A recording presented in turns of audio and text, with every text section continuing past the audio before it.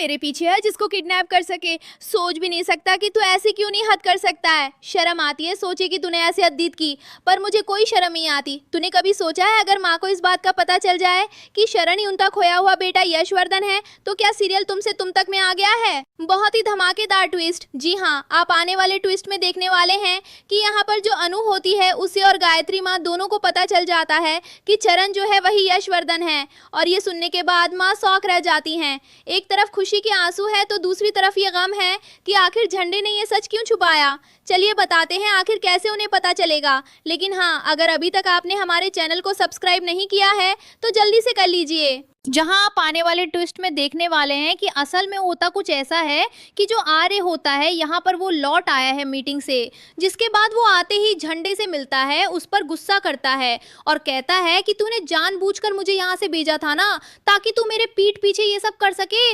तूने जो ये सब किया, अगर इससे कुछ भी चरण को हो जाता, और सिर्फ चरण ही क्यों, अगर मेरी अनु को कुछ हो जाता, क्योंकि वो भी वहीं पर थी। जिसके बाद यहाँ पर वो कहता है कि मुझे ना शर्म आती है तुझ पर कि तूने ये किया।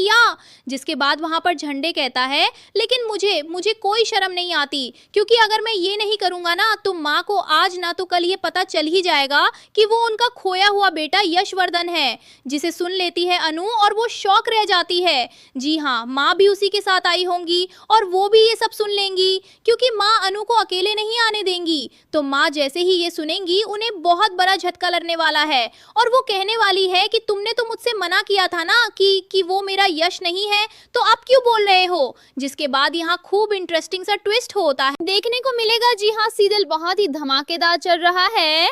आखिर अब माँ क्या करेंगी, झंडे की क्लास कैसे लगेगी, चलिए बताते हैं। असल में होता कुछ ऐसा है कि एक तरफ जहां चरण को तो बचा कर ले आती है अनु घर पर, जहां घर पर आने के बाद अब पुलिस को बुलाने की बात होती है।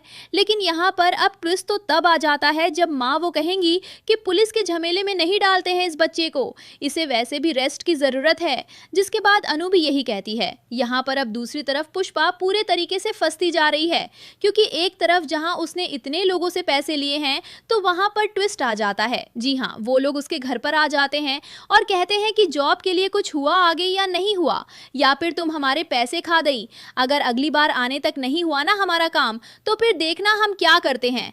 तो भाई अब यहाँ पर पुष्पा का क्या होगा, ये देखना बहुत ही इंटरेस्टिंग होने वाला है। दूसरी तरफ माँ और अनु दोनों को पता चल चुका है कि चरण ही यशवर्धन है। तो क्या होगा अब आगे का ट्विस्ट, आपको क्या लगता है?